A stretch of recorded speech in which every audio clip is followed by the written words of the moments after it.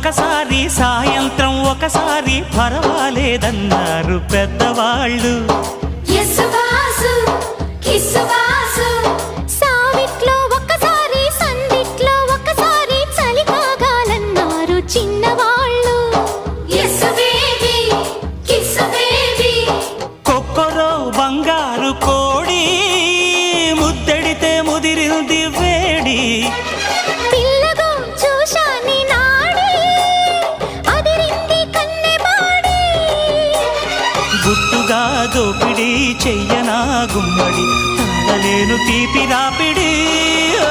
నిన్నేమడగను ఎట్టాడగను ఒకసారి ఒడిలోకి రమ్మని. కుక్కు